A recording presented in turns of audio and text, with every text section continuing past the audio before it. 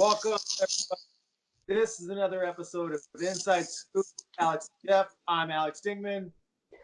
Hey guys, it's Jeff Doss. Let's do this, man. Yes. How are you, Alex? I'm doing great, man. I had a great weekend. I went back to Minnesota. Oh, all right. Going back home, huh? Yeah, and it's strange. So when I tell people what I was going back for, they don't get it. And if I tell you, you're probably not going to get it either. So okay, let's hear it. 2 kids, we went back to Minnesota to go to the Minnesota State Fair. Oh, okay. All right. So, all right. See, Exactly, I get that. exactly. All right. So unless I'm from towns where like I'm from a state where the state fair is like a huge thing, and I'm the only person that doesn't go. So, now, see, your reaction would be much different if you actually were from Minnesota.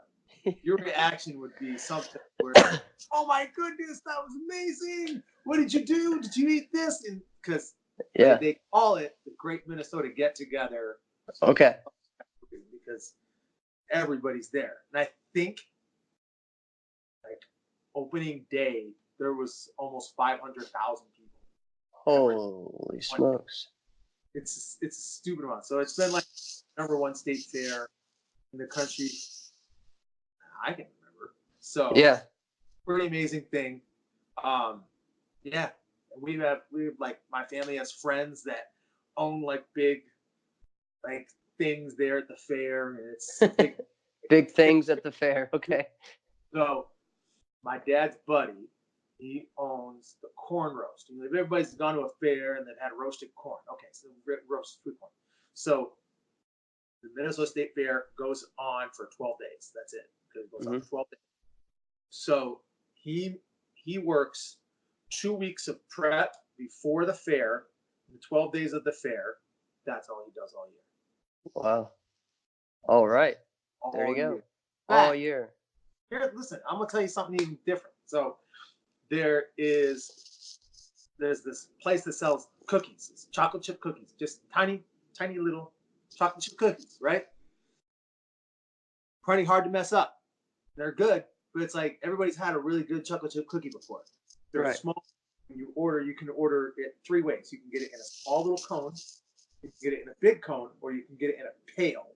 Like it's stupid. What they do is they just keep piling more cookies on there as much as they can balance. So this is called Sweet Martha's Cookies. They grossed over $5 million last year just from the state fair. Oh, I know. We're talking about chocolate chip cookies. And in what would you say? How many weeks? Dollar idea. Well, and also in how many weeks too? Like, what'd you say? 12 days. 12 days. Oh my God. You know what I'm saying? Good God. So, yeah. But it's huge, just like that. So that's what we did. So it was a great time. That's cool, man. With my brother, my mom again. That's awesome. My brother, man, he loves being an uncle. I understand that feeling. I understand that. My brother, he's strange. I don't get. He lives downtown Minneapolis. He lives right across from the Viking Stadium. I don't get downtown living. I just don't. Okay. It is conveniently inconvenient. Everything you want to be able to do, you can't do.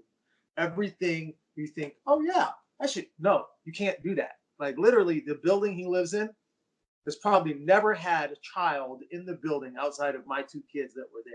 Guaranteed. All right, it is not kid friendly whatsoever.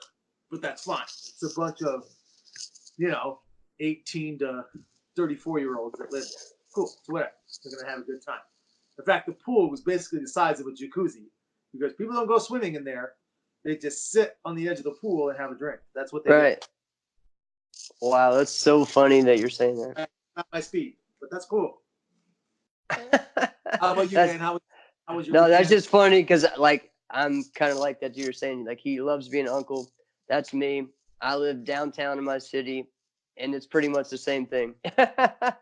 But, yeah, my weekend was great. Went to a karate tournament, and one of our favorite ones, Mountain View Open, Hickory, North Carolina. It's been a long time regional NBL tournament that we've always supported, and the promoters Doug Armstrong, and so his big thing is breaking, and he starts the tournament with breaking that morning, Saturday morning, and he also has a poker tournament Friday night. He's got the after party at Hooters afterwards. He has Hooters sponsored it. He has a golf tournament Sunday. He puts on a big deal, like a fun weekend, that's more than just karate and everything, and a fun time to hang out with your friends and stuff. So it's cool. There's something for everyone. My students always love it. And so we had a good time doing that. And I was the head coordinator, and then I also decided to put my gi on and compete, do some nunchucks that I haven't done in a long time. So that was fun. Did nunchucks? Yeah, I did nunchucks this weekend. So yeah, man, it was fun. I don't even know how to use nunchucks. Serious? I was talking to this is at a tournament probably 3 years ago. I was talking to Beta Ben Wally because we were I boosted. Oh yeah. We're staying in a room together. This dude does team demo and he does nunchucks. And, dude, he's good. He's really good. Right. So I'm like, bro, you do nunchucks? And he's like, yeah, man. And Obeda is probably the coolest, chillest guy a person could meet. He is seriously one of the coolest guys. One of my great friends in karate. I'm so glad to have met and been able to be friends with him. So I'm like, yo, you got to teach me how to do nunchucks. He's like, man, it's easy. No, it's not. It's not easy. You don't know what you're doing. And that's the thing. It's like, I feel like I'm pretty good at karate. I'm pretty good. I'm pretty good at forms. Like I'm all right. Like I'm pretty good. Yeah. No, I'm that bad. Right. But there are some people that are really good at even like extreme martial arts. But when they pick up like a certain weapon or they try a different type of thing, so true. Yeah. It's strange how bad and how awful they are. It's just awful. Right. Two of my top students, they can do every weapon. They've been with me since I started my dojo, and nunchuck still just gives them, just fits. And we always just joke about it, but it's a rhythm type weapon the way I think of it as. So it's really weird because I don't ever remember learning nunchucks. I just picked them up. What do you mean you don't remember learning them? No, I don't remember. I remember picking them up in the school and just started messing with them and going. We learned one form like years later, but I was already doing demos with them before that. So, yeah. For real. No, for real. Yeah. You just one day were Michelangelo. I guess, but then I didn't pick them up again until I opened my karate school and decided to put them into my system. And so we're talking about maybe 15 years without any nunchucks. It's really, yeah. And then I just started, competing with them some and doing demos and stuff and everything. So, yeah, man. So it was a fun weekend. You weren't at the one tournament that apparently there was something going on with. No, I was not at that tournament. That we shall not speak of. Right. I was not there. I was around a lot of, which is funny because still same state and same people, right? Some people, same schools, like some people had 15 of our students at one and then maybe some others over somewhere else or, at the other tournament. So it was really interesting. How was your tournament you were at? Oh, it was awesome. I loved it. Again, I want to mention something quick because Chris and Travis got into it, man. I tell you what, the podcast, phenomenal. Right, I love it. So, but by now we've all gotten the gist of what happened. Basically, Heaven, Hope, and Kodak got screwed. There's no two ways about it. No. I'm not gonna sugarcoat it. They just got screwed. Okay, so, but it was basically overpromised and not just underdeliver, overpromised and get the heck out of here. All right? Right. So, and I was thinking about, there's a good friend of mine. His name is Jeff Christensen. Jeff Christensen runs a tournament that some people might never know about. And it's in Verona, Wisconsin. and Southern Wisconsin Open. I'm going to give him a plug because Yes. he does such a great job, right? And the only thing that some people might have a difficult time with, I had a difficult time my first time going to this, is he says there's no coaching when it comes to fighting. There's no coaching. You're not going to coach. Right. Which, so you can imagine After. me, my boisterous personality. So I thought, oh, that means you can't say anything. So I'm like behind him. I'm like, I'm like coaching, and still coaching. I'm just, and I can't Right. still. It's messed up, and it didn't need it, and so it's whatever. I got to talk to him. That's all right. What he does. This is why I want to bring him up. So what he does is he doesn't build it up like he is a national tournament. He says, I have a local tournament, and I'm gonna give the best possible customer service. Right. He doesn't give prize money, but yet everybody still goes because they have good, positive time. And that's why I kept telling him, I said, listen, I will keep sending my students, and I will keep going to your tournament every single time. He goes 2 of them a year. I will go every single time because you provide an opportunity for my students to compete, and I know that it's going to be a positive experience, and there will be because, like, this is just me being straight. I gotta be honest with my students too. Like, you're not gonna beat Team Infinity. Like, I'm sorry, they're gonna beat you, and they're like 5 away. So I'm like, you better watch out when it comes to forms. Like, Connor Chastain, sorry, such and such. So and they know that, and they get that. But then it's the same. It's the flip when it comes to fighting for us. When we go there, they just kind of expect that we're gonna win. So here's what he does: all adult black belt fighters fight for free. Nice. Pay anything. Yeah. So, which is completely backwards from what we were just hearing about for this tournament. Right. Is they were using this big thing about this. Oh, but there wasn't enough people that entered. But yet we all acknowledged that was not where the money was coming from anyway. Correct. He's not making money off of this. He's just like, I'll give a grand prize. Here's $100. So it's literally, I guess he's losing because nobody's paying. Nobody's paying any money to fight. Right. And he just did it, and he thought, hey, you know what? I'm going to try this. I just love fighting so much, and I love karate tournaments. Everybody's free today. What? And they just kept doing it. He says, as long as you guys want to keep coming, I'll keep doing that. So it's huge. Now it's huge. Everybody goes, right? Yeah. Isn't that a much different concept than promising thousands and thousands of dollars? Right. If you wanted to have this tournament. So now, but on the flip side, here's what you would not have.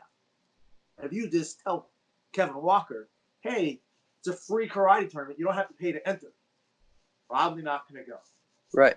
What else is not going to happen? You're not going to have this drama.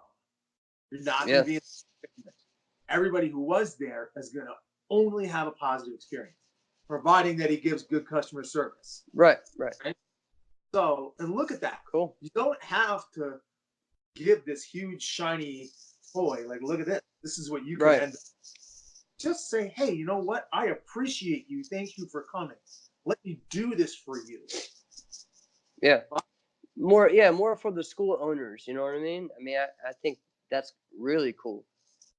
Why not? I mean, that's where we've kind of all lost anyway, is where promoters stopped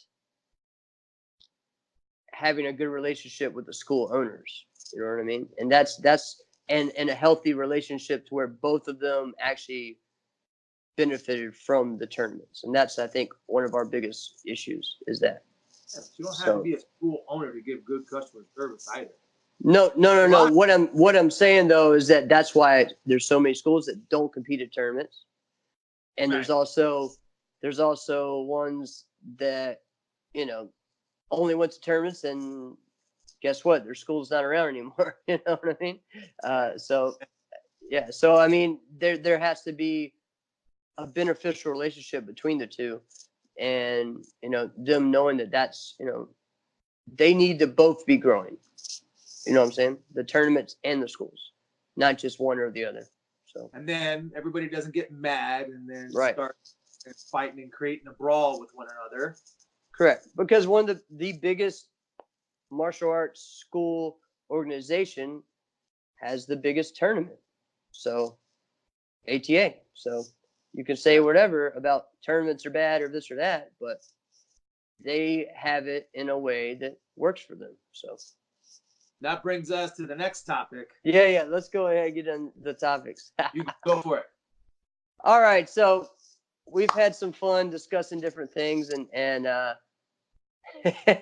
we're going to get into when things at tournaments kind of went from starting the ring to either more people came into the ring or it went out of the ring. So some good old brawls.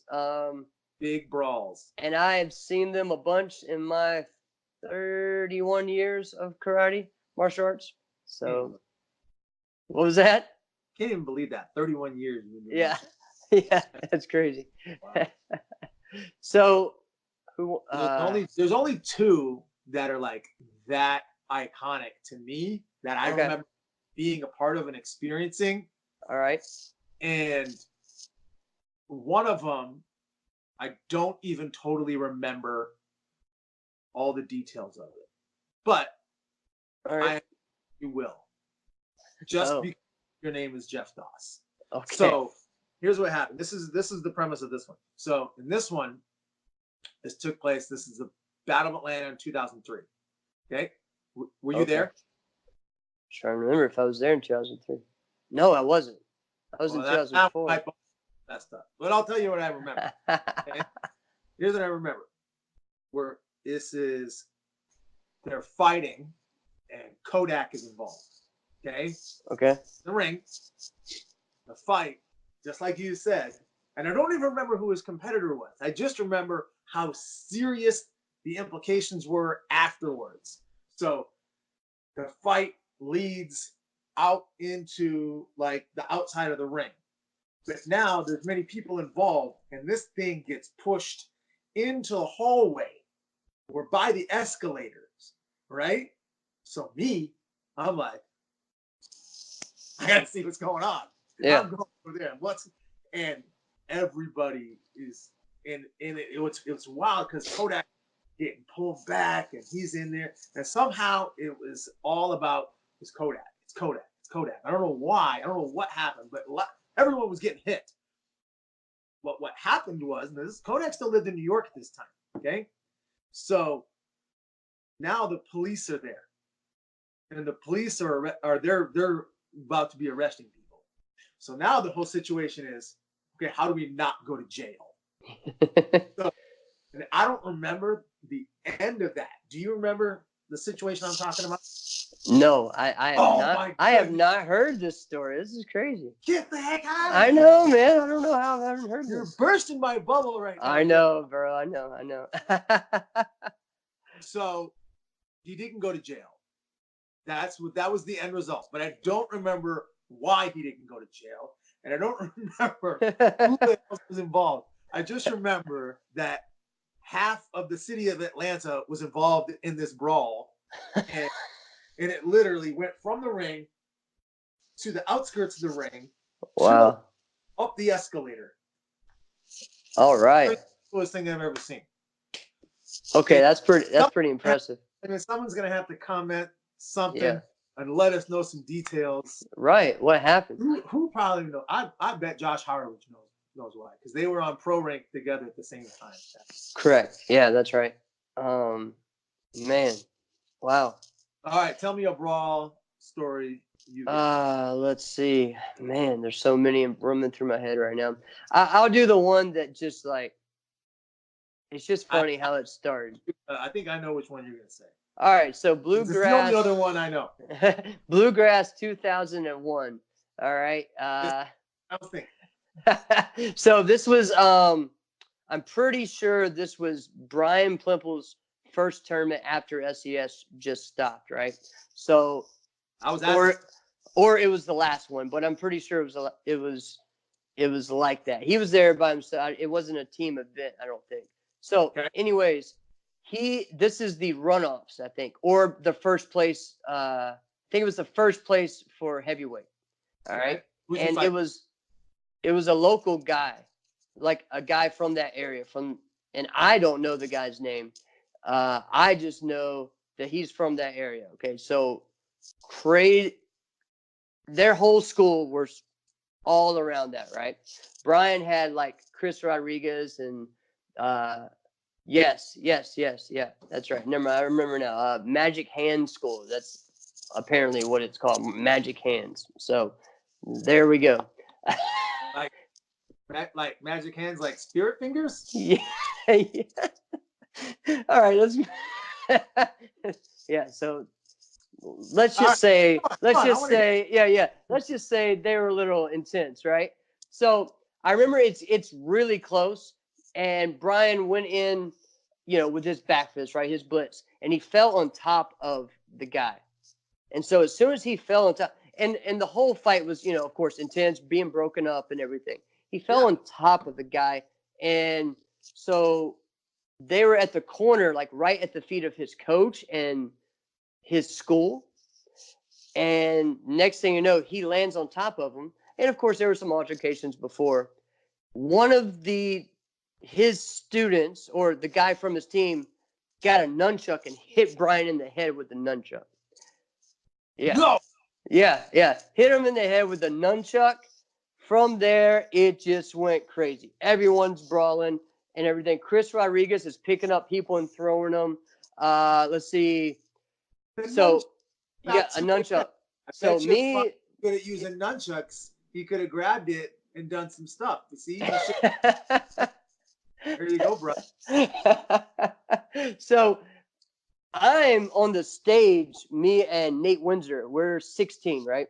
And we are watching from the stage. And we're like, oh, crap. So Brian is, from the same school as Nate. And there's another one from his school, like an older guy that came to watch with them. Okay. And he is like, let's go, let's get him. We gotta get us back. We're kids, man. We do the whole. So we kind of get in there and try to push people away. This guy, I don't remember the guy's name. He like just starts punching random people, and the guy, he hits the wrong guy. And the guy stares at him. This is amazing. And stares at him, and then he just goes, "Sorry, bro." No. Walks away. So, anyways, this is happening. I mean, and it's going a good several rings around. I mean, it goes on for a while. I mean, I'm seeing people pick people up over their heads and stuff. So my mom is like next to the corner, right? I think she was either helping scorekeep or watching right there. My dad's there. If you haven't met my dad, he's crazy.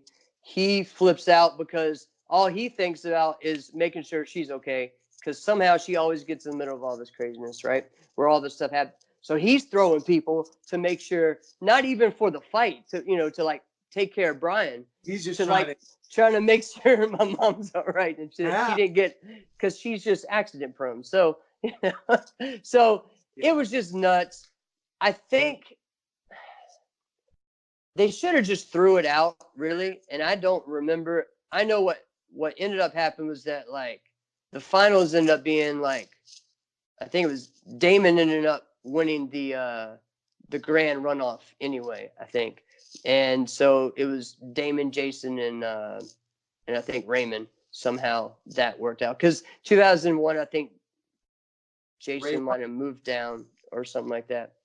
I'm getting lightweight.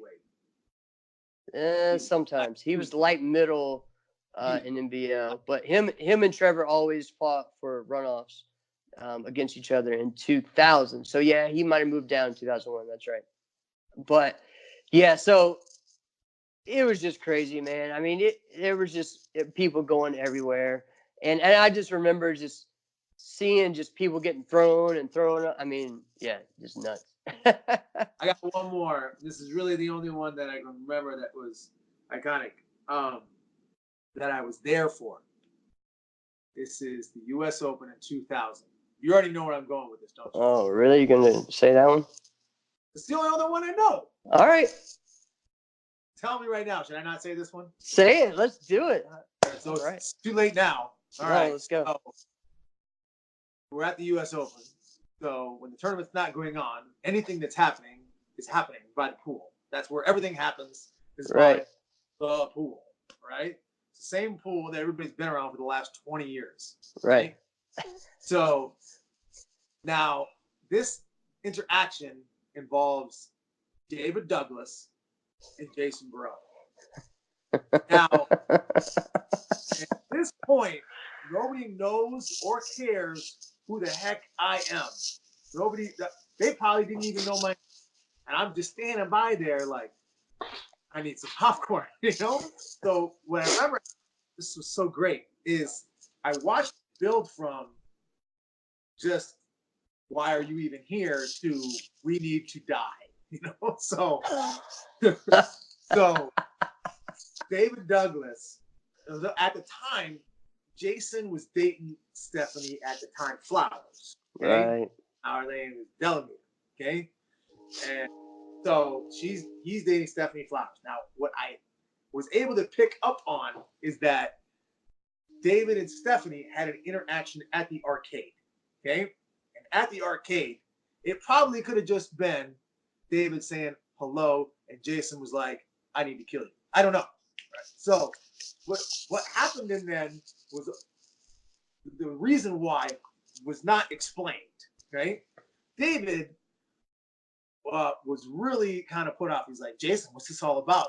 And then David hits Jason with something that I might have wanted to punch him too. So the knock on Jason Borelli at the time for his forms was his basics. Okay. So Jason's yelling at him. He's like, you know, get away from my girl, things of that nature, right? Like, I saw you were getting close to her, you were trying, and he's like, so David comes with, what's this all about? Is this about your basics, Jason? Is this about your basics? Oh. And Jason loses it. Jason Wow. launches himself at David. He swings at him. Now, David, I don't know how he did this, but I'm watching. It's happening right in front of my eyes, right?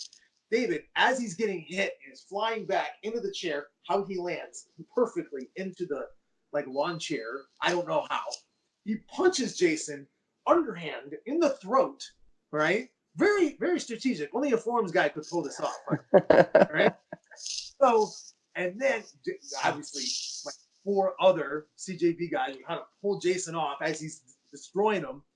And Jason has always had the best one-liners after everything's done, just like the knife in the back. Oh man, he's great. And then as they're pulling David away, that's why you're on your back getting stuck. And I'm like, this was amazing. This was amazing. I'm so glad I got to witness this. Oh my God. But it sounds like you have a different take on what actually happened. No, that's about right. But yeah, I mean, I've heard so many different ones about it. You know, I know both people very well. Actually, all 3 involved. You know, so and I think even looking back at it, Jason has even said, you know, maybe I overreacted or whatever. But you know, yeah, hey, you know, but I've never known, you know, both of them are super nice guys. So I mean, you know, but when things happen, man, sometimes they happen. If he hadn't taken it too far, I would not have seen that amazing interaction. So, all right. Let's go to the silliest one I've ever seen in my life. So this involves my buddy Matrix, and a guy that no one has really heard of before, or still since maybe 2004 or something like that. He just went by the name of D Nice. And so this was at Dixieland Nationals 2001. Wait, what is his name? D Nice. That was So not like the Key and Peele skit. no. Actually nice. Yeah. Okay. So I can't believe well, yeah, I'll share it. This is just a funny story. I just can't believe this. I can't believe this happened at a martial arts tournament. So go ahead. So, all right. Apparently something happened between I think Team Victory, Yep. and this guy D Nice, who had a team called like Freestyle at the time, and Gotcha. something that he maybe did or didn't do to a player, like sponsoring them the right way or not. You know what I mean? Gotcha. And so I think some words were exchanged, and they didn't really like that, right? So I don't know that part. All I know is that weekend, people did not like this dude. Okay, there was another competitor at the same time. I won't say his name. This is after the finals. He's yelling at him, and they're going back and forth and saying, "Don't you ever talk about this person again," and this and that, right? So he already has like his guards up, thinking that everyone hates him. So where Dixieland used to be, it was in Columbia, South Carolina, and everyone just hung out at the Waffle House, right? So the Waffle House is right there, and I'm sitting next to Matrix, and we're eating. I'm talking. I didn't even really know that D Nice was there. He was at the other table. He's leaving, walking behind me, and I'm looking and talking to Matrix, and I see Matrix's hand coming towards my face, and I'm like, "What the?" And he goes like this and hits D Nice. He's not trying to hit me. I'm freaking out. Like, what are you doing? I don't even know, because it just hits out of nowhere. He just did a boom and punches him. And so then it gets broken up. Everybody gets kicked out of Waffle House. Then the whole thing is, all right, how are we going to make this happen? Somehow, how are we going to make the rest of the fight happen? Right. Somehow, he wants to do a street fight with sparring gear on. D Nice does, with Raymond Daniels as the center referee. What? Yeah, next to a dumpster in the back of the hotel. This is the most ridiculous thing I've ever heard. That's what I'm saying. This is silly. Just fight. If you really want to right. fight.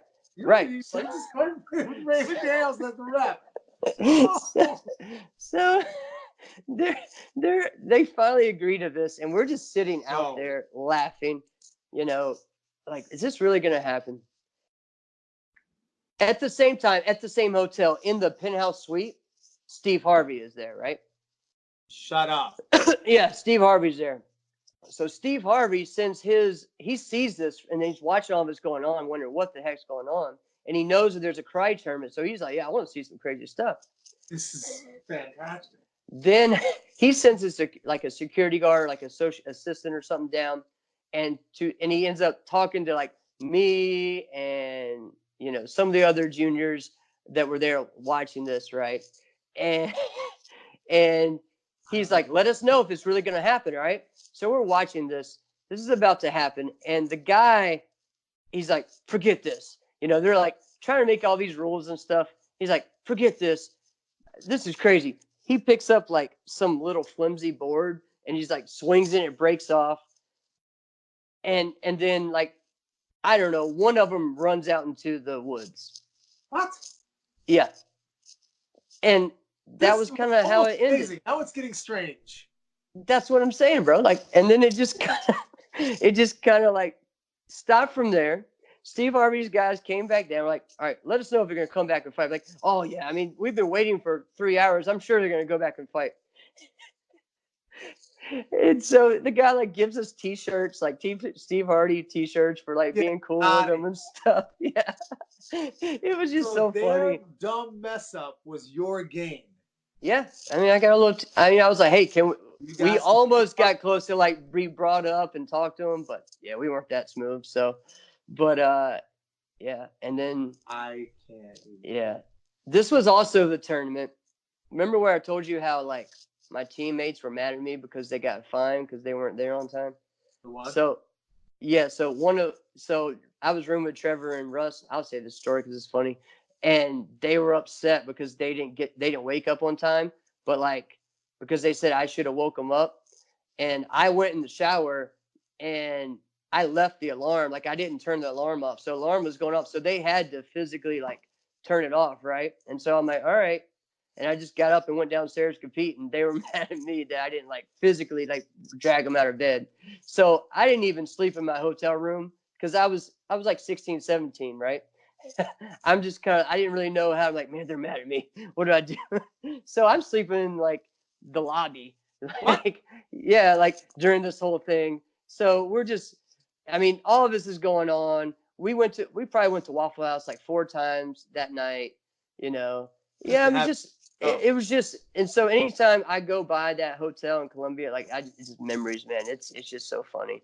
Wow. Another thing about this, so this doesn't have to do with fights, but one time, Brian Plimple and one of his students at the time, Matt Everett, they're hanging out, and they had one of those elevators that is just like a, just a glass elevator, right? Right. So everyone from the lobby can see it. So he's joking with them or whatever, and just goes, Matt, shut up. Boom. Push his head into the elevator, and it starts cracking all the way down. Just completely cracked. And so it's messed up. So just funny things happen to this this hotel, man. And yeah, somebody needs to have a tournament there again, just so I could be like, this happened here, this happened here, this happened there. Yeah. It's the same thing at the Galt House, right? Bluegrass. That hotel, I mean, my God, there's so many stories. I mean, like that fight. Walk in there and go, I don't know if I can fit another story into this hotel. Right. So that was like the silliest fight I've ever seen. I'll go ahead and tell the one that for me, yeah, like the issue that has to do with me and happened at my event. And I actually have never gone back and watched it. I sent you the video the other day, watch it, but I didn't even watch it because it's kind of embarrassing to me. So, but we're here, we're telling all the stuff. So, 2014 Grand Slam Open on stage, Team Velocity versus Team Galileo at the time. So, ended up. What was that? That's not the one you sent me. I sent you one before. I sent you that, but I've sent you several things. Yeah. So, okay. All right. This whole thing, this may be a long story, but this whole thing, they're on stage. I am already prepared that it's going to be pretty heated. The whole weekend, both Willie would come to me, hey, Murphy's getting a little, yelling too much at the judges and stuff. You got to tell him to stop. Then I'll see Murphy. Hey, you got to tell Willie to stop yelling at the judges on this and that. So I already know that something's going to happen, right? Also, previously in one of the divisions, I'm thinking it's light heavyweight or heavyweight in NBL.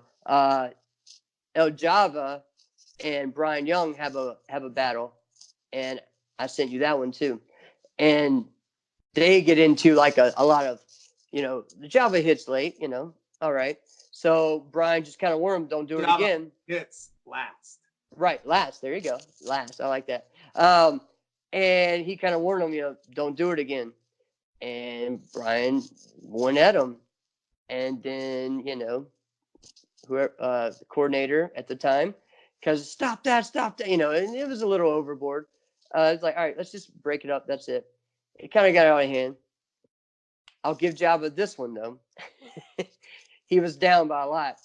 He hits Brian with a rear leg jump side kick to the face. It was the craziest thing I've ever seen in my life. If you haven't seen that fight, watch that. I mean, Brian wins it hands down. I mean, great fight by Brian. But he was trying to come back. He hits him with a jump side. It was crazy.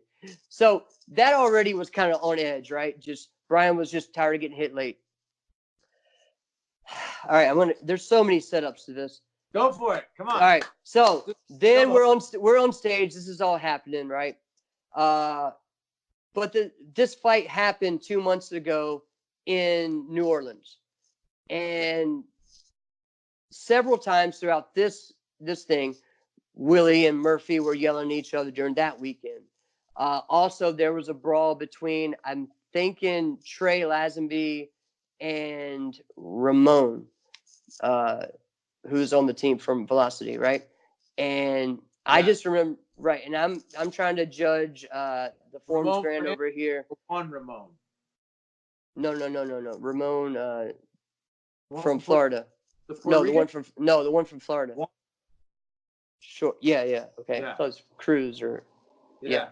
All right. So short one that does forms as well. That was So anyways, he was good. All right. So he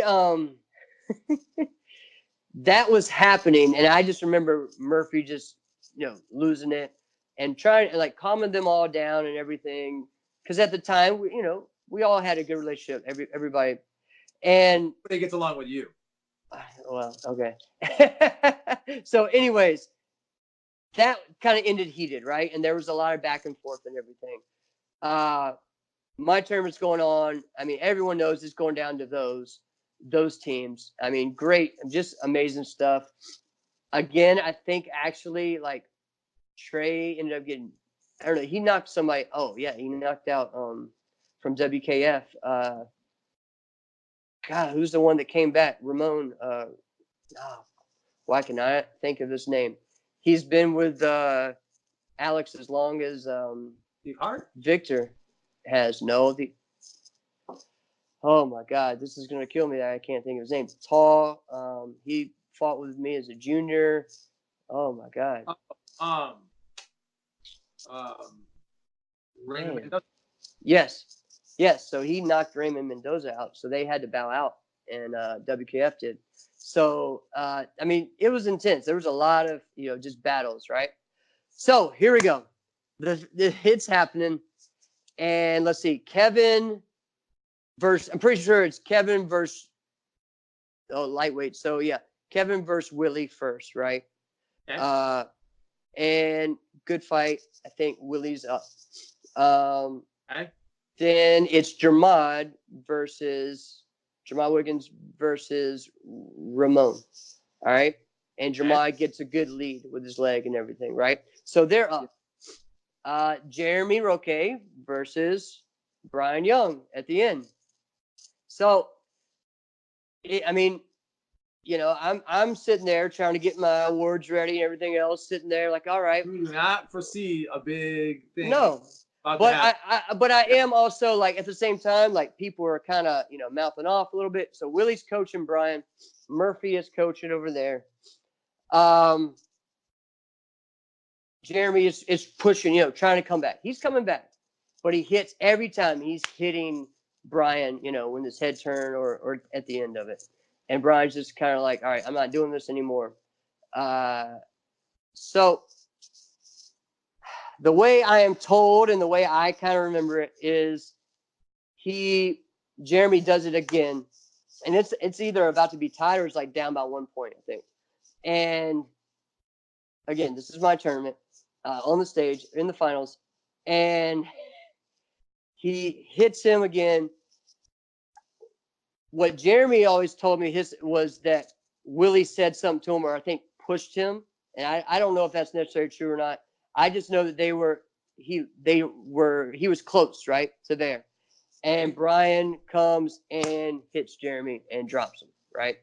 So from there, it's chaos, and I just dropped, like I had dropped all the belt buckles, and I'm like, oh, crap. And so there are several things I remember. Everyone kind of getting in there, judges coming in to break it up. I remember people saying, I'm going to kill you. I'm going to do this. I knew this or this. I mean, yeah. So it was crazy. It was that intense. People kind of getting there. Jermad, Kevin picked Jeremy right up, put him out of the way and try to calm things down. Jermad, same thing. Brian is in it. Willie is pretty much in it. Everyone's trying to stop everything from happening, right? My mom gets on stage, and I'm like, what the heck are you doing? She's trying to stop people, and like, no. I'm like, oh, God. I think I'm walk on stage, but I'm just like what? God, like, what the heck?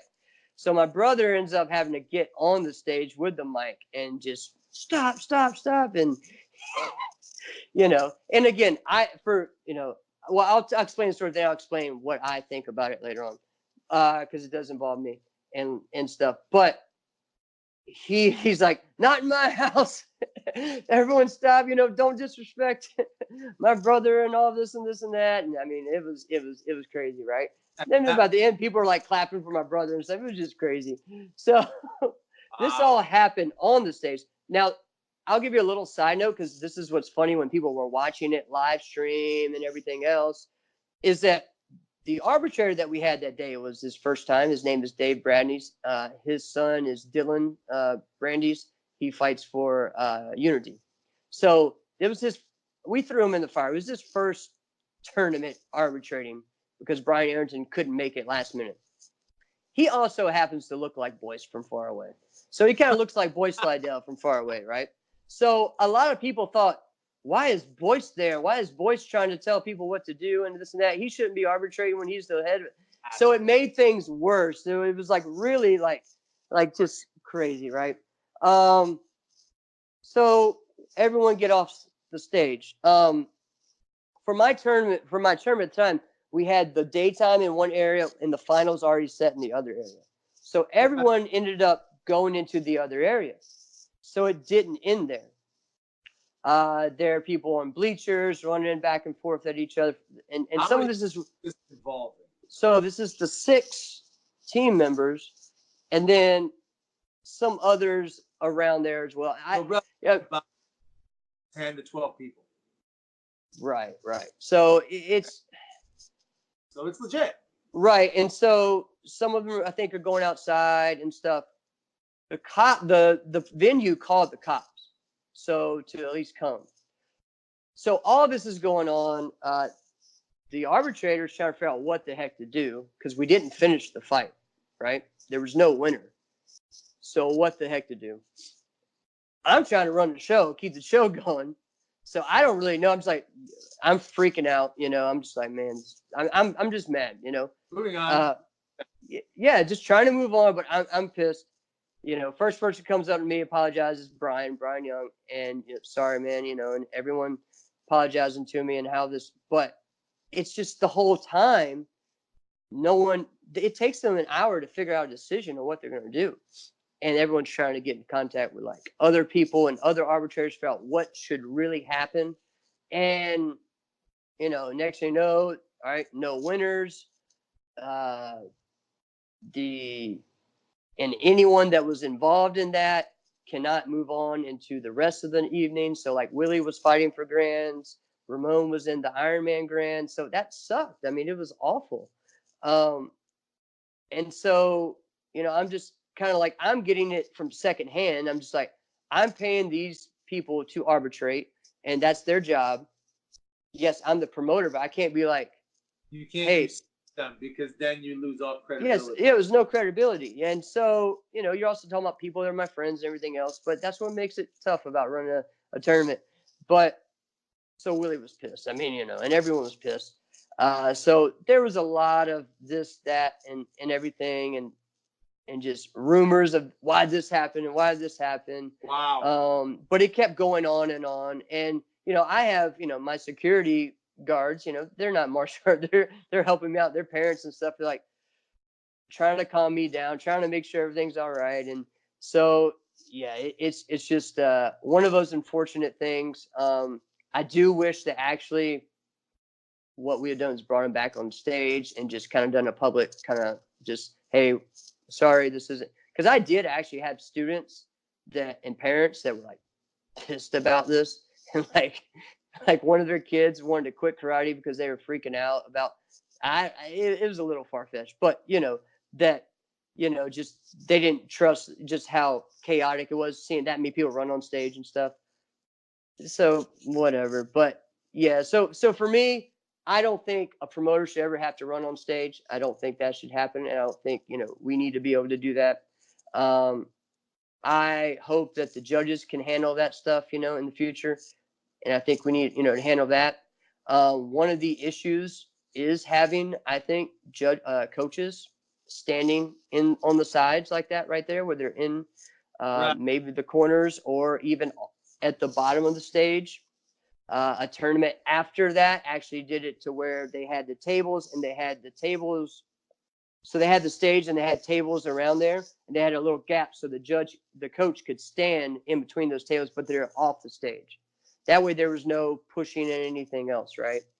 I don't know. I think though you do have to look at that. I'm not a big fan of the chairs just because I've seen a lot of people fall and bust their head on chairs or get hurt on them. But you have headgear, so No, my gripe about the chairs is the chairs. It's supposed to be a rule so that people aren't running up and down. I get that. However, when they're sitting in the chair, like people don't pay attention to that. So if somebody misses the score, all right, like this happened at the Diamonds, and I was asked when it happened, because it happened with like next level against Paul Mitchell, and people were ignoring Kodak. Anthony Merrickx was fighting. I don't remember who he was fighting. Right, this was a couple years ago, and people were ignoring Kodak. So Kodak gets up to say, no, the score is actually wrong. Well, now since he got up, they penalized him. They took a point away, or gave the other person a point, and they never corrected the original score as it was. right. Now they got 2 points for no good reason. No reason. Yeah. No reason. Yeah, I don't like that at all. Yeah, that's crazy. Well, I think this is a great segue to the next one, which is concussions. And now I feel pretty passionately about this, but I think there should be some concussion protocol. And I think this should be like a third party that is really just kind of leading that for either your tournament. I think having it individually, just like, all right, our tournament is going to be led by this person, their team, et cetera, whether they're medics or whatever that they may be. Okay? Some tournaments not. So,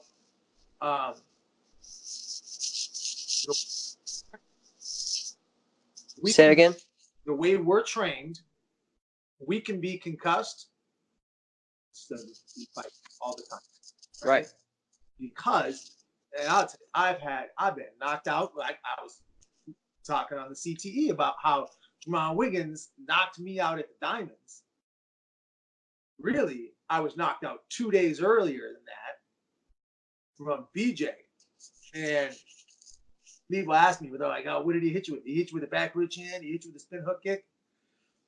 BJ can knock you out with anything. He hit me with a defensive front ridge hand. Now you gotta remember, at the time, BJ is like 230, and dude's a freaking athlete, you know. And so yeah, his defensive front ridge hand, and it was perfect because we fight right side. So as I was blitzing him, I didn't have a guard, so it came right here, clips me right on the chin, boom, I fell, I'm out. Wow. Yeah.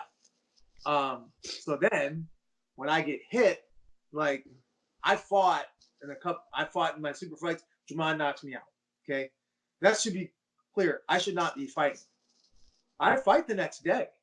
Holy crap. Yeah, because it was the Diamond Nationals. That was not.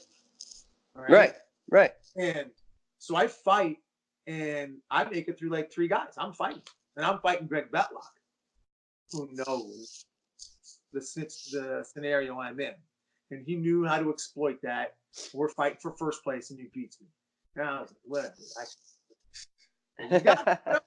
You can't be mad at him. You know what I mean? No. So yeah, guy beats me, and I should have never been fighting. You know what I mean? Yeah. I was legitimately concussed. Now, there was another time. Let's see, what year was this? This was 2015. This is at the Irish Open. Ross Cook is fighting in the open weight, and he has a really, really hard bracket. And he's getting close to the top of his bracket. Okay? And he's got to fight Timmy, and I believe the way he pronounces Sarantudis. Yeah, I was gonna say Sartudis. We know who we're talking about. Right. Small Northman who looks like Eminem. All right. So, and if he makes it through him, then he fights in the final for his bracket. Which we're like, wow, I can't. Like, you made it, right? Yeah, you're doing it. So he's fighting Timmy, and Timmy gets up by 2, and there's seconds left, and Timmy is as fast as all get out. Like, you're gonna allow him the ability to run, you'll never touch him. Now Ross is pretty, Timmy, Yeah. So Ross is kicking at him, and he's swinging, and he's axe kicking, and he gets him one time. He hits him, but they don't say anything. Now Timmy is running backwards, literally, because you can't turn, right? Because if you turn, now they'll stop the clock and take a point away from you, right? So Timmy's running backwards as Ross kicks. He jumps, he switches and throws a round kick, hits Ross, knocks him out. Oh, it was an amazing kick. And Ross had no clue it was coming. I had no clue it was coming. So Ross falls, goes down. I immediately see what's happening. I know what happened. So when I run over to him, this is what I said to him, and this is why we need a concussion protocol. So it was what I say to him. I exploit the system. I totally did. And I said to him, do you want to keep fighting? Are you okay? And he's like, yeah, I want to keep fighting. And I said, okay, then shut up. Don't say another word. Don't say a single word. If people ask you certain things, give them general answers. Try to answer as much as you can without actually saying words. Because if you really want to fight, the more you say, the less you'll be able to fight. And I told him, I said, I'll get behind you. Whatever you want to do, I'll get behind you. If you're like, I'm messed up, then we're done. But if you want to keep fighting, shut up. And he shut up. And they let him keep fighting. Now, there was 4 seconds left. There wasn't much of that left. Right. He won. What? Let's say he won. Let's say he wins that match. Right. Now he goes on to the next match. Let's say something happens. Because I believe he was supposed to fight Tomas, or maybe it was Christian. And you get the way Ross fights.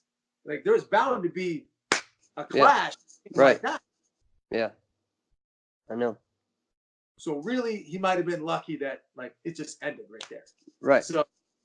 So, but that's why so often that happens. I've had it happen with myself. Where I've hit first time I ever got a concussion, first time I ever got knocked out. It was totally on accident. Nobody knew it was going to come. Right. And I didn't do the safest move.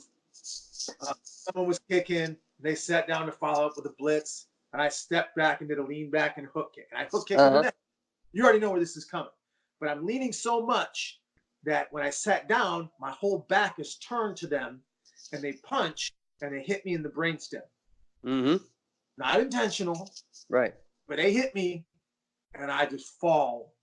And if I wasn't for the video, I would never know that this day exists. That's literally how it happens. So I'm falling face first onto a gym floor, and someone catches me. And it just happened to be right in the corner. I was so lucky. So I win the match. I go on and I win the next match. I go on, I win the next match. I have no clue any of this is happening. Wow. First place against a guy named James Quinn. This is real. This is why concussions are a real bad thing. So I'm fighting, and I'm standing there, and the ref says go, and James just slides and side kicks me in the face. And I just, boom, head snaps. And I literally did not move.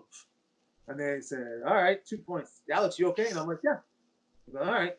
And then James slides, bang, hits me again. And I'm feet in cement, did not move. And James is like, he's not okay.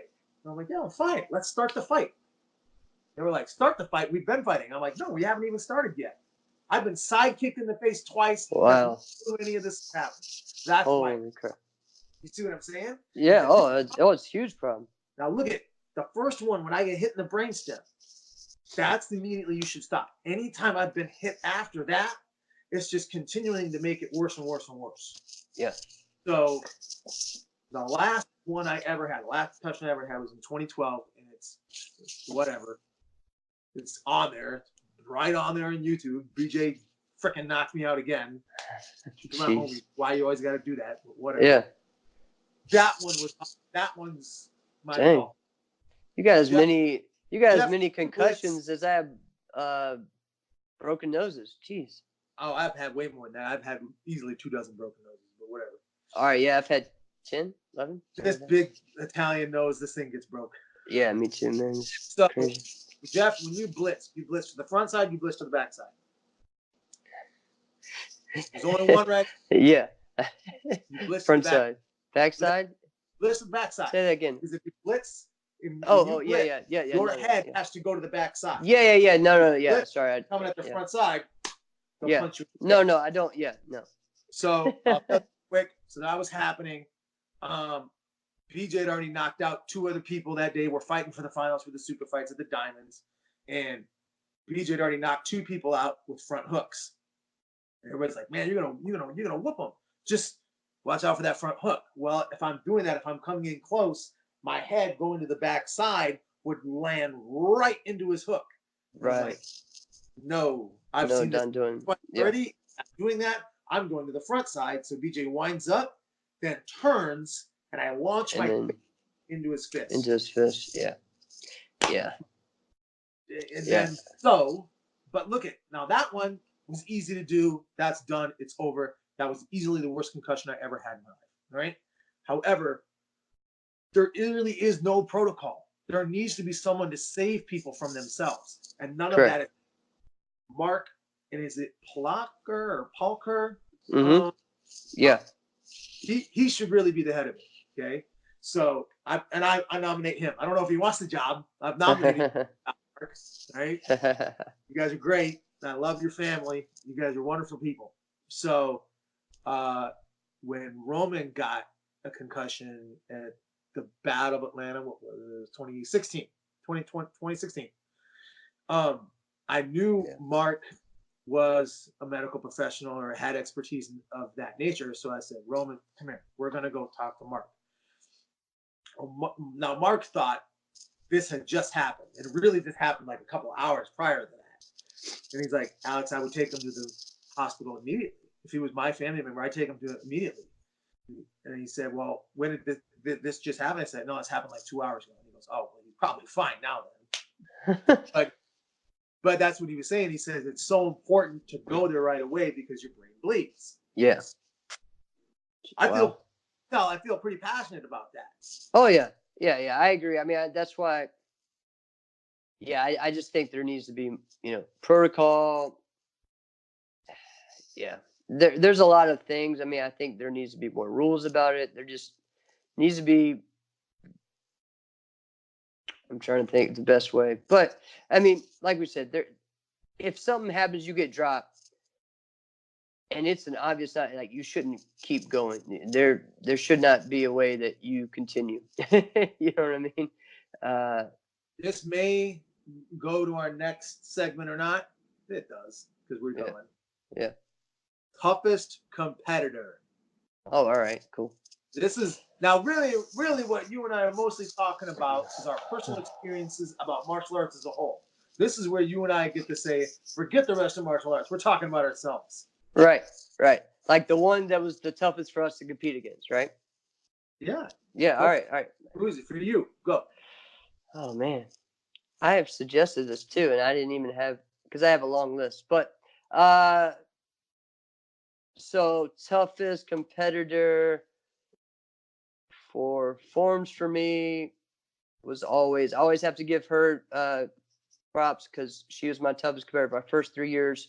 Jennifer Santiago, just she could do everything. Back then, we all had competed each other and everything, 12 and under, and she was a beast. I mean, she could do weapons, forms, fighting, and was super strong for a young girl at that time. So always give her a lot of props.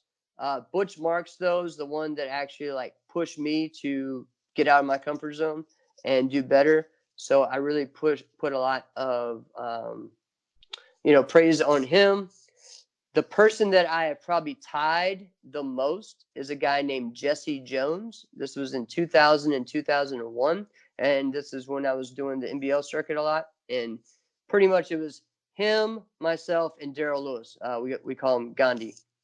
And us three would battle just every tournament. and Jesse and I actually tied one tournament. So we each did 9 divisions. We tied in 4 different divisions in one tournament. So it was kind of crazy. and back then we had to redo them again. So we were exhausted. So that was kind of growing up. For me, I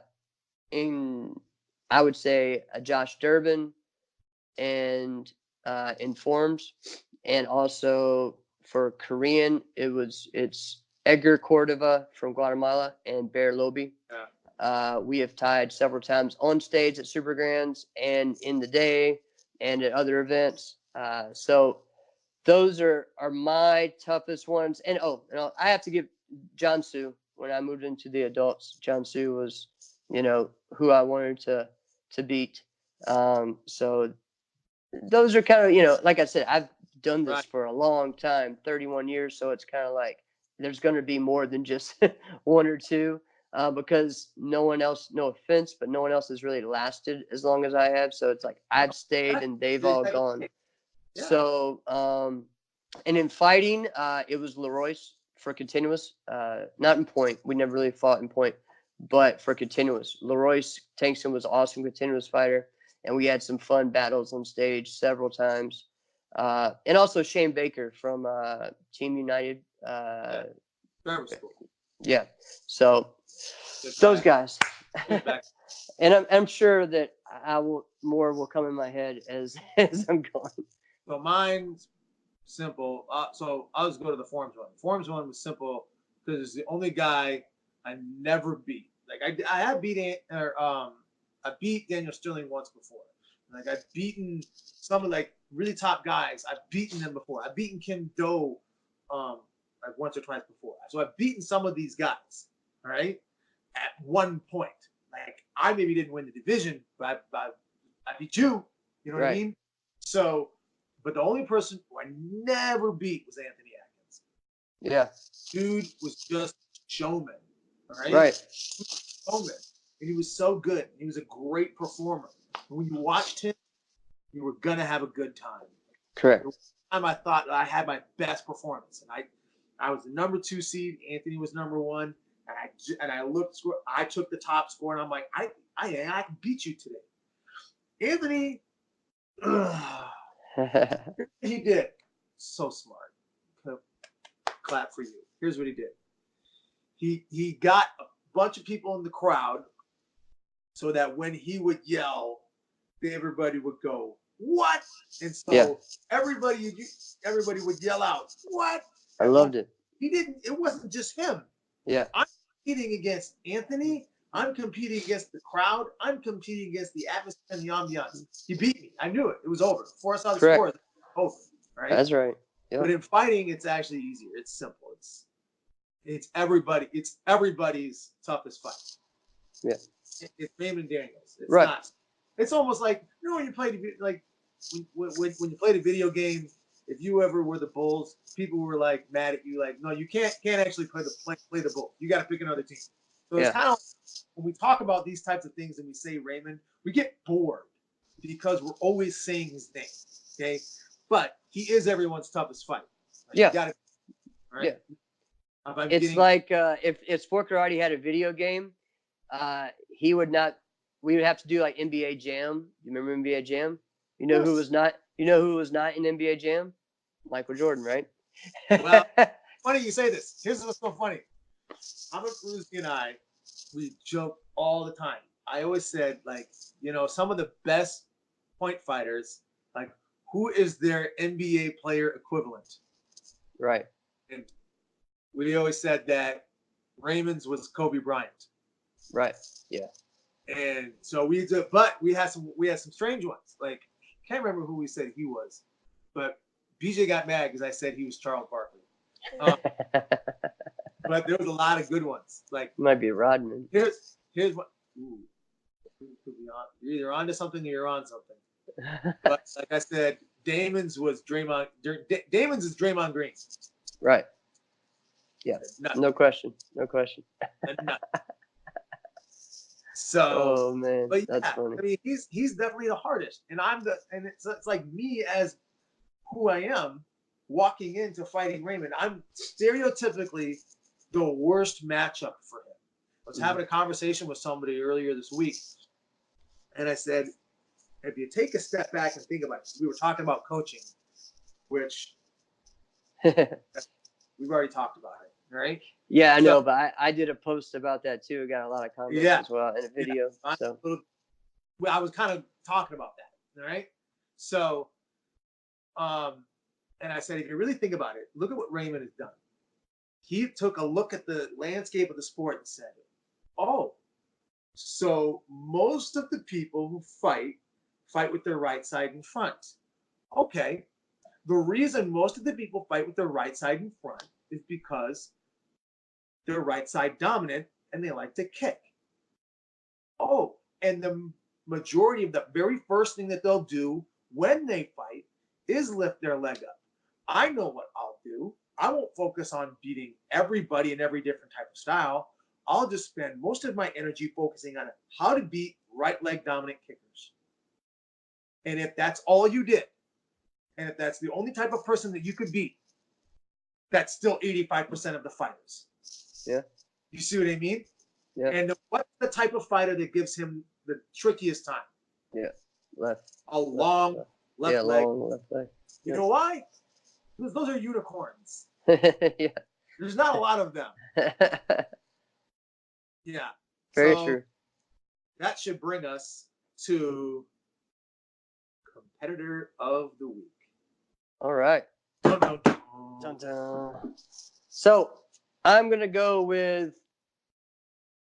So I got to this one because from competing this weekend at the tournament, I saw several like young ladies. I'll give them shout outs.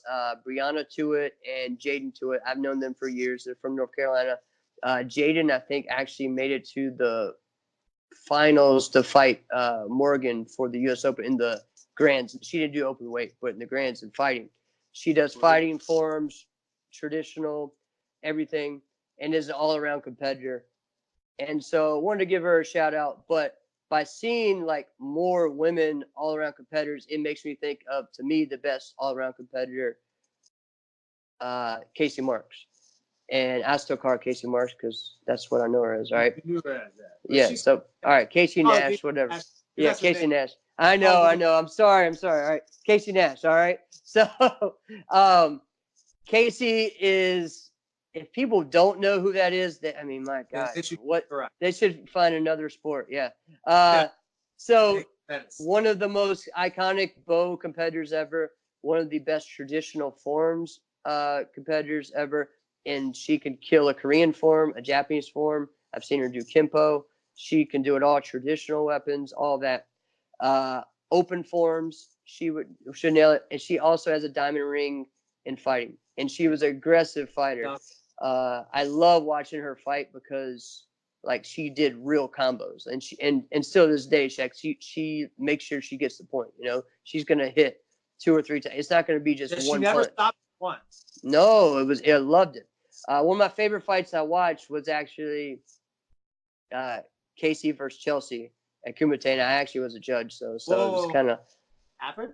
Yeah, at Kumite, I'm thinking it was 07. Maybe it was no, it was a little later than that. It might have been 10, 09 or 10. Yeah. So sorry. Yeah, and it's on. You'll have to watch it. It's on like I think Blitzkick or YouTube. I don't know if any of the stuff on Blitzkick is still up, but you can you gotta look that stuff up. So anyways, that was a heck of a fight. It went down to like 1 point at the end or whatever.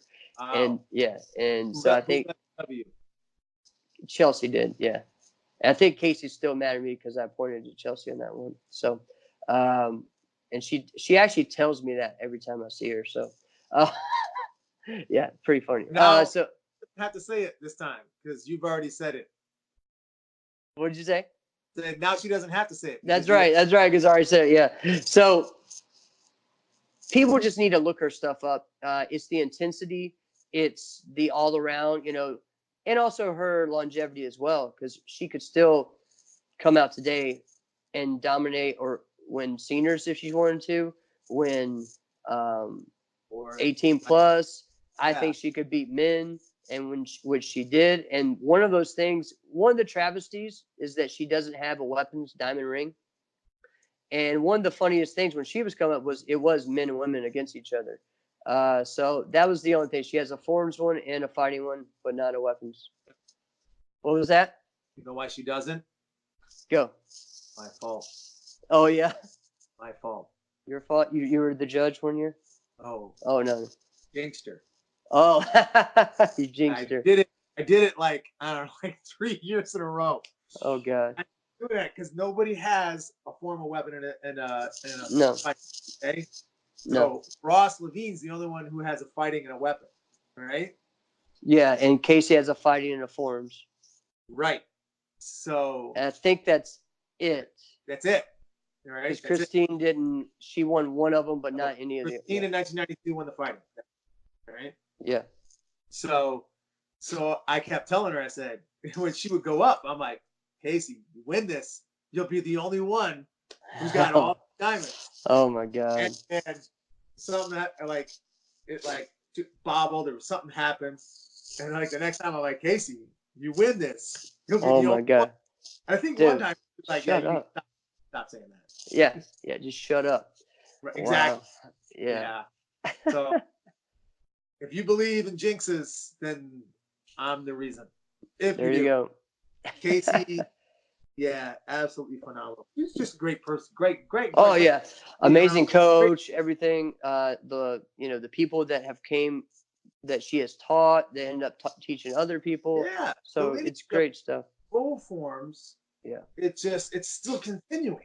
Right. Yeah. So I mean, it's pretty awesome. She's a great teacher, great competitor, great business owner, just all kinds of great stuff. So, great friend. So always got to shout her out. And I just think that I would love to see more all around female competitors.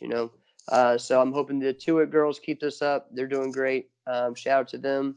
And also see Isabella. She does all around. She competes in everything as well, and has won women's team several times. So I'm sure there's some others I'm missing, but They're gonna have to start with brawls for us to know. That's right. There you go. My competitor of the week is Roman Brundle. Right. Roman Brundle is what was 6 years ago now. I made this list. I did not think it was going to get as much action as it did. Yeah. Listen, I talked about it for a long time, and I said, who are the greatest kickers in karate tournament history? And I talked about this with a few people. I said, I think I'm going to make a list.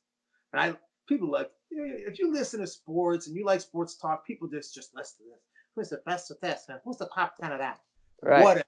Right? I like it. Right? So I'm going to do that. I'm going to make the list of who's the best kickers in tournament history. And dang it, I'm qualified to be able to put that list together. So I put the list, and Jason Burrell, and it was a list of 20 people. If I made the list today, it would look different. Right. Roman wasn't on the list. No, not 6 years ago. Yeah. You know who else wasn't on the list? Justin Ortiz. Oh, yeah. And I actually love the way Justin Ortiz kicks more than Roman, because I can identify with the way Justin kicks. Very true. I can't identify with Roman because literally it's so perfect. I don't know what to do about it. Right. It's like he's gonna do the TCK winter camp. I just saw this. He's gonna do Right. the TCK winter camp at Jai School. That if you want the best kicking workouts ever, go check that out. It will be freaking hard. It is going to be hard. All right. His kicking warm-ups. I remember Ross Cook, Alonzo Payne, and we were training when he was training with us, and my lower back was dead. Right. Yeah. And even though my leg was up and I'm doing all right, I'm like, yeah, I can kick. Oh, he's that much better. and he's just so different. Now, here's why I made him the competitor of the week. Not just because he's a good kicker. He developed himself, right? He talks about how first time he fought Raymond Daniels, he was embarrassed. Like Raymond embarrassed him, right? It was 2011, and it was at an Irish Open. It was an open weight, and Ray just whooped him. Okay, so but he really looked at this and just said, "No, I'm a really really good kicker. I'm not going to change it," because everybody tries to say, "No, dude, just start blitzing, start punching more." And why would you tell a guy who's 6'5", who legs start in the armpits and is more flexible than anybody to not kick? Right? That doesn't make sense. So he just developed and just trained it to where his leg will never get tired, and it will never get tired. He fought Ray in 3 2-minute rounds, or maybe they were not sure. He fought him three consecutive rounds. Basically, leg was up the entire time, did not get tired. I was fazed by that. But what he did, he adjusted himself. In his humility, I've not met many other people like him in sport karate like that. That's a really, really huge thing. That's awesome. Great guy. If everybody should get a chance, if you get a chance to just talk to Roman, just talk to Roman, and that's the type. We need more people like that. Definitely. I only got to hang out with him twice, but loved it, man. I mean, thought he was one of the coolest people I met. So, real down to earth and interested in learning more about just everything, So it was cool. Yeah. Okay. Loved it. I think this is the time that we get to the should it stay or should it go? Oh God. All right. You go first again because we may have similar ones this week. But okay. I'm actually going to start with should it go? All right. And I have 2 things that should go. I'm going to say one, and they're both forms related. Here's what should go. The only wear white uniform for traditional and then black uniform for everything else. What freaking point? Yeah. Point. People forget. They don't understand this. I tried talking to people about this, and I said, listen, you can wear a red uniform. So what do you mean red uniform? I wear my white uniform for traditional, and I wear my black uniform for CMX. That's the way you're supposed to do it. It's not wait. There's no rule. No. I actually think that there's a rule. Like, no, it's not a rule. No, you can wear whatever the heck you want for open forms. Right. And I kind of like that the way that the WKC Worlds kind of encourages you to do that. Like, don't wear the ASU uniforms out there. I think that's awesome. You don't need. You're not making anything pop. The uniforms that people wear for CMX are so light anyway. It doesn't matter. Now we were close. We were so close to breaking in on this when Mike Chat partnered with Century and got the sleeveless uniforms. Yeah. And Mike Chat's been an innovator for so many things for so long. I gotta believe he just got tired to change the minds of people who are just being stuck. Like, he's been such an innovator for everything. Like, why is he the only one coming up with these new ideas like that? Okay, maybe. Never had a conversation with him. I don't know, but that's my. It should go. Should it go? That should go.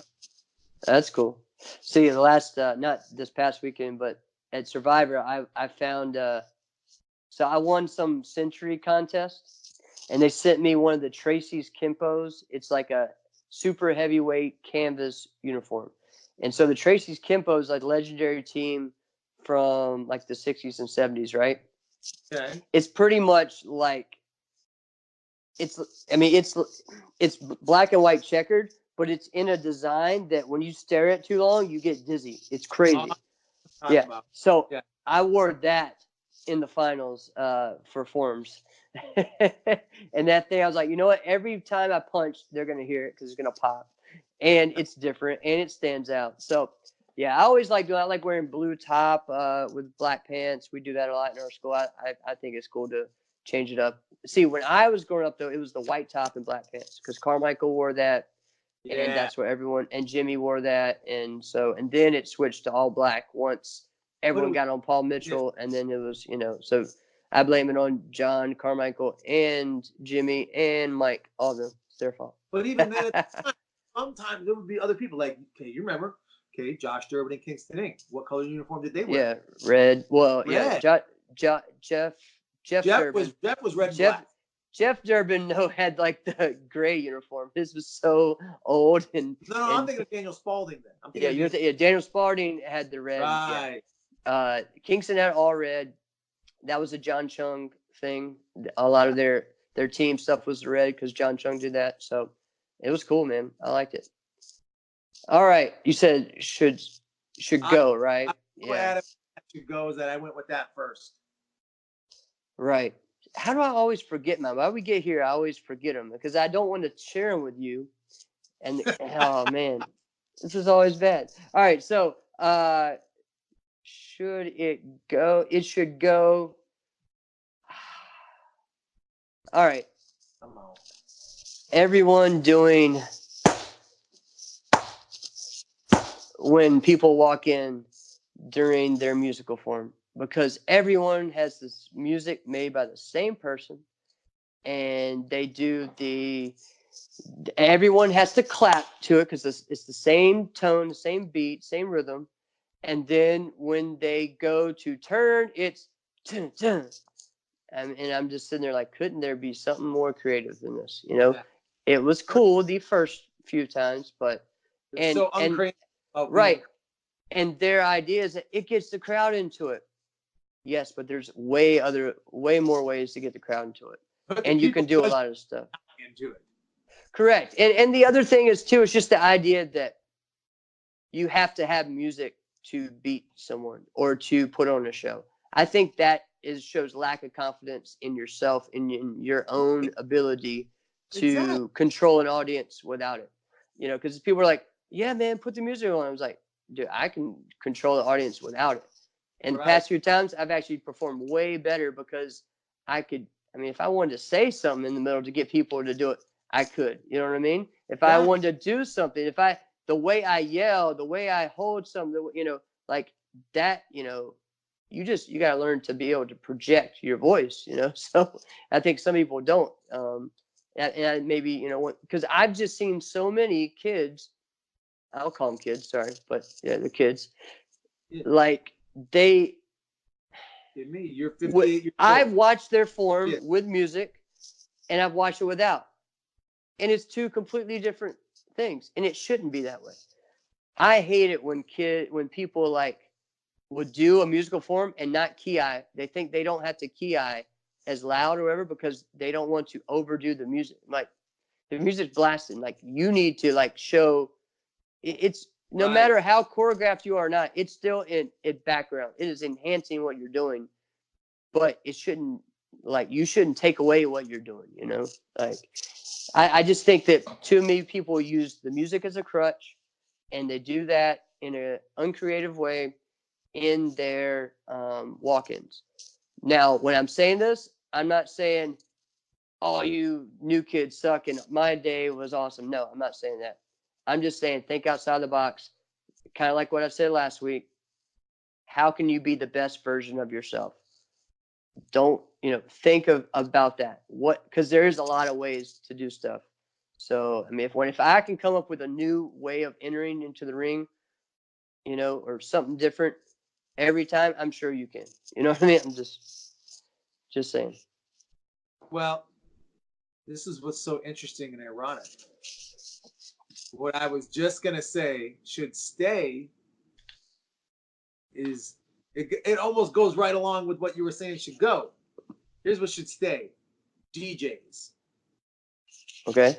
DJs in sport karate are a thing. DJs, and they're around. They'll help you and make music for you. I'm done with trance techno. Get rid of it. Don't even have anything related. I've met this dude. So a lot of people don't know who he is. This dude named Mark G. Okay, he's kind of an East Coast guy. He's kind of like a Connecticut guy. So Mark, one of the funniest dudes I've ever hung around with. We were going to the New England Open, and we were there, and we were going to go to the finals. And he said to me straight up, he goes, "Yeah, I'm not going." I said, "Why not? There's some people who are going to go. Like, aren't we supposed to go?" And this is when I hung around all the Full Circle people. And he was like, "Yeah, I'm not going there to listen to techno music and see people upside down. I'm not going." I am dying. Yo, you're right. That's pretty much what we're gonna see all night long. Is Yeah. upside down and listen to techno.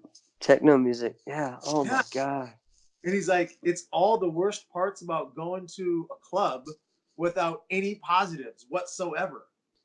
I'm like, wow, yeah, karate tournaments are horrible if you think of it that way. But here's why I say DJs should stay. So remember, we were talking about how Jeff Doss hates team forums. Yeah. So one of my people I do team forums with the most, outside of my brother, is Nick Wynn. Nick Wynn is super creative guy. So, yes. And NK at the time would always have like we had like a team tournament. We'd have like, all right, we're gonna have a team form competition, and it would get competitive because Johnson Blanchard, she would team up with a few different girls who could kick amazing, and they would do it in sync. And like, all right, this is gonna be really hard to beat. And then Joe and Jack Boone were really good, and then a lot of people. So Nick and I were gonna do this, right? So Nick and I are thinking, we're like, all right, how are we gonna get creative? So he says, I know, let's get my buddy Bach, and he'll DJ for us. I said, all right. For us? He said, no. He's gonna do it right at the God, ring. He's gonna man. At the actual ring. And he did. And it was amazing. Oh, that's what I always wanted. He brought his speakers, he put them on, and nobody's paying attention to him because he's just sitting there with a turntable in his lap. We had no clue what the music was going to be. He was going to look at us and mix it and drop things in and out. Coolest freaking form I've ever done in my life. Right? That's DJ. So cool. But there needs to be more of them. Like, yeah. Derek Grace is a DJ. Joey Greenaw's a DJ. Right. Why are we not utilizing their skills? They need to stick around more. They need to stay. That was cool. Yeah, I love the DJ, especially when they have them at tournaments and stuff and using it. You know, in the finals, I think at Battle of Atlanta I've done that the past few years, having a DJ as like a host and stuff. I love that. That's cool. Or Nick Snyder. Yeah, Nick Snyder. Nick Snyder's good DJ.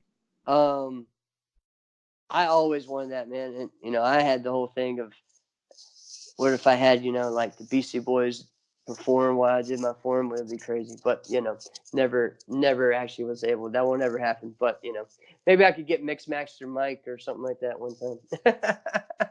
Yeah. That would be crazy. Anyways, yeah, that was fun. Oh, also, I liked it though when like Bam used to do the drums for them. Yeah, like that was really cool. That's not techno music. Right. Correct.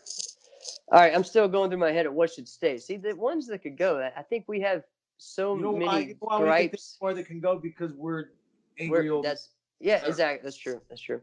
All right, so something that should stay. Oh man. All right. See, I'm gonna. No. I got another one. All right, go. This is the thing. You're thinking of things that are close, that are like, oh, I don't know. Yeah. No, I got another one that should stay. Kickers. Well, yeah. Kickers. Yeah. Right? And well, yeah, please. But I want to explain something to you. So I had this conversation because we were talking about him. We were talking about Justin Ortiz. Okay. Right. I'm gonna do that. At some point, if I do it soon, I'm gonna make another, top kickers list. All right. I'm gonna do that. All right. And I'll do a top forms kickers list. See, people don't, because people here's the problem. People can say, all right, because there's less forms kickers now and people put this on post that RIP to forms kicker. And I said, I'm never gonna let that happen. You know what I'm saying? Yeah, I'll keep competing until that doesn't happen, until I'm dead. If it has to be to keep it going. because that's ridiculous. I And just thought it was strange that John Valera didn't do standing kicks. And it was like, I really feel like him winning everything and Carmichael really winning everything without standing kicks. That's what yeah, started to do it because everybody had to do standing kicks at that time. before that, like he was known as one of the better kickers. Like John, Valera, yeah, he yeah, I had saw it, but a combo hook around side. I mean, he was a good kicker. He was clean. but he was never going to compare to Mike Jack. No. So that was Never. why they wanted to go away from that. And so I think some people, instead of understanding why they did that because of who they were going against, they just thought, all right, this is the way to go. Right. Instead of thinking outside the box, because you could still you can still have a fast form with the kicks. I think some people think that they're because they want to do this. They want to stand up, do a chop, hold, pose, wait for it, then do their combo. And they're like, that slows my form down. Well, you don't have to do that. You don't have to do it. You don't have to do it like that.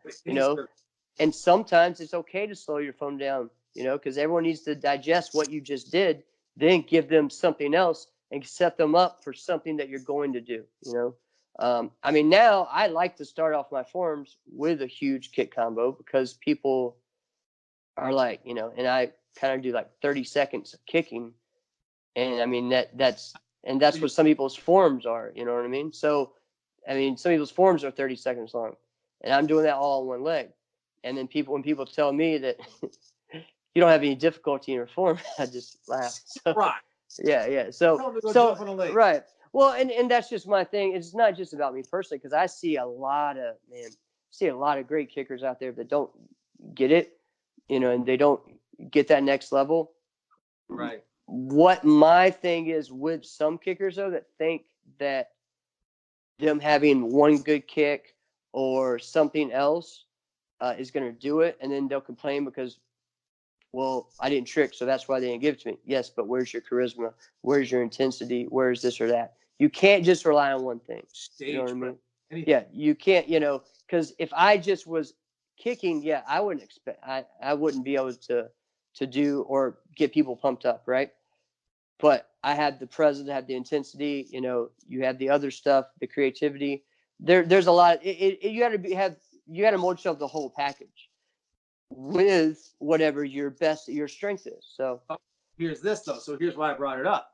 So when I said this is what's got to stay, it's kicking, it's because I had this conversation with Justin Ortiz, and I said, and this was in early 2014, okay, and I said, man, I love the way that you're kicking. I love that you as a kicker. And we were just kind of vibing back. I don't think he said that to me because obviously he's better than me, but whatever. Right? And he said, and he and I just kept talking to each other. We're like, hey, man, we're going to bring kicking back. We're going to bring kicking back. Because at the time, it really wasn't. Right. It was about kicking, right? So it's back. Yeah, it is. I told you it's back. There was a way as to how it was going to come back, though. And so Justin really did that, but through Roman freaking Brundle, he didn't. And it was because the way they kick is different than the way Zolt kicks. Zolt really does one kick. Mm-hmm. He does side kick, right? Whereas those two, Justin and Roman, will do every kick, and Justin will even do kicks you've never even heard of. Right. Oh, yeah. I'd never even seen it. I watched the dude did a jump 360 axe kick. Yeah. What? That's some Pedro stuff, man. That was the Pedro stuff to me. Yeah, said it exactly. Yeah. And the Brady's were good at the high low. Like they had the high low, and I love that. But they would do spin kicks too. They would do hit people with tornado kicks, spin hook kicks. I was talking to Chris and Travis weeks ago. Donald Brady, it's like when you're training with him, it's like training with a magician, man. Yeah. This dude hit me with a rear leg inside crescent kick to the face. Like, you're like, all right, if there's one move, there's no possible way you'll do. There's no way I won't see that coming. Yeah, that would be it. You somehow did it while I was blitzing too. How's that possible? Yeah. I don't know. Kick- That should stay. Yeah, kickers should stay. I agree with you on that. I kind of piggybacked on that one. Well, yo, what you're doing is your forms kickers are going to stay, and you're going Right. to be. We're going to do this, Jeff. You're going to make a list, a forms kickers list. I'll make a fighting kickers list. All right, we got to do this. One of the biggest gripes about my fighting kickers list is that I didn't have Pedro. Like at the top, like very. I think you had him like down really low, right? Well, Yeah, it was in the top 10, but it wasn't even in the top 5. Yeah. 7. Oh, and then the fact that I put myself on the list. Yeah, that one too. Yeah, like okay. Yeah. I'm not. But see, not completely. right, see that kind of all right. See, I can't. That's the reason why I can't do a list because I'm known as the forms kicker. You know, so I can't. So what are you gonna do? You're gonna not put yourself on the list? It would be an incomplete list if you didn't put yourself on the list. Yeah. Man. All right. Right, but then here's the other thing: is I put guys like I remember this. I put. Did you put Nikki on the list? I don't know if you did. Okay, all right. See, that was. No, I know it was. Yeah. No, I put Justice Lawrence on the list. I put him number 5. But a lot of great guys. Justice Lawrence never really won a whole bunch of overalls. Doesn't change. It doesn't matter, dude. One of the most amazing kickers ever. He was. He is. I mean, he could still go out there. That dude's in great shape. Dude, that dude fight again. Let's bring him back. Yeah, I love seeing. That was one of my favorite things about going out to the tournaments on the West Coast and going to like Pacific Jewel in Oregon and stuff was to see him fight and just those guys you don't see, just different stuff, man. Like that area has a crap load of like Kaju Kimbo and Kung Fu people. And so Kaju Kimbo. What in the world is that? It's like it's like a combo of Kimpo and something else and like soft style or Kung Fu or whatever. But a lot of those guys are Kaju. Like, all right, so Damon Gilbert, Kaju Kimbo. Bobby Saronio, Kaju Kimbo. Let's see, all of those guys from Bay Area's best back in the day, Kaju Kimbo. There's more. I don't know why I'm having a blank, but the Palins, all those guys. Okay. Yeah, man. So that's the style out there. So and huge in Cali, especially in Southern as well, but mostly Northern California. Where was I going with that? Where were we talking about? Oh, seeing those. Oh, all right. So going to this tournament, you will see people like sparring in like soft style uniforms in their Kung Fu pants and stuff with their sash and whooping people. Like there was a couple of people, I can't remember this guy's name. I want to say his name's Anthony Brewer, but I don't think so. I don't think that's who it is. That's another guy. But he would fight these people, and one of the coolest fights I saw at Super Grands that year was this guy in the Kung Fu uniform versus Raymond. They're both trying to hit each other with tornado kicks and all. It's like what? Yeah. Oh man, and they didn't care, and they were really hitting each other hard too, and laughing about it, loving it, just having a ball, man. It was great. Yeah, like it's some crazy stuff. But like you're hearing the other people talk about like, dude, watch it. This guy's gonna knock you out with a death punch. I'm like, shut up. Like you're not. It's like, no, really. Like he legit practices this stuff. I'm like, he's from like the Shaolin monks and stuff. I'm like, oh my god, yeah, it's some crazy stuff. All right, fun thing about it. So, all right, we kind of start with brawls. So, right, we do need someone who's got any info on that Battle of Atlanta 2003. Yes. Tell us. So, do something. I have never witnessed this, but my buddy Brandon Birch from Oregon, he explained to me how all the tournaments back in the day used to kick off. And there would be 10 men on one side, 10 men on the other side. They would be at the very end. There would be a line in the middle, kind of like dodgeball. No. And it would be karate dodgeball. And they would go across and fly inside. Boom, you're out. All right, boom, boom, you're out. All right, whoever gets the point until it was one person left. Yeah, like 10-man kumite, 10 on 10 kumite. That was how it would start. That's how they started all their tournaments. People You would be getting start knocked a out. karate tournament Right. They wouldn't be able to with finish complete after. chaos. Yes. And that was whoever won got a big prize, and then they had to compete after that. So people were I knocked really out. see that. Oh, I mean, I'm sitting there like, dude, I have Who to would see love to this. see in that? Who would be good to see in that? Who would? Oh, all right. So Kim Do. I mean, you got to put Raymond there, but it may not be fair. So let's not have Raymond in there. That Why? Put him in okay? there. Yeah. All right, Raymond. And also let's see. BJ.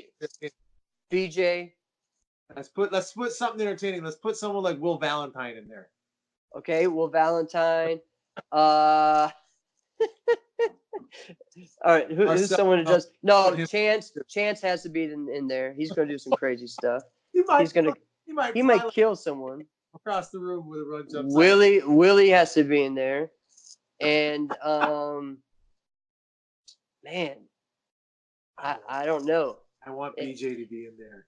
BJ yes, that's why I said BJ, man. Oh, you did? Okay. Yeah. I was like, yeah, he's got to be in there. Yeah, some crazy stuff. Oh, and I mean, we'll take people from the past too, like at their full. So yes, Brian Ruth, Brian Pumple, Nasty has to be in there. Oh my goodness. Billy Blanks, just craziest. And yeah, I don't know who else, but man, that's fun. Let somebody make a horrible decision and do that. I would love to see this. This would be. Like I'm saying, it's karate dodgeball, man. It's insane. But so they're just hitting people, like you're running and someone just like flying side kicks you in the side of the face. Boom, you're out. They keep going. But you'd actually be out. Like you just you'd be knocked out, bro. They just drag you off the floor. Yeah. Yep. Put you on the bleachers and that's out the window now. Yeah. It's crazy, man. So, good old times, right? Oh my goodness. All right. Oh man. It's a great show, man. Yes, we had some fun talking about the brawls, talking about what else did we talk? Concussions. Yep. And also, just several other things. We got started on a lot of stuff. That was just us.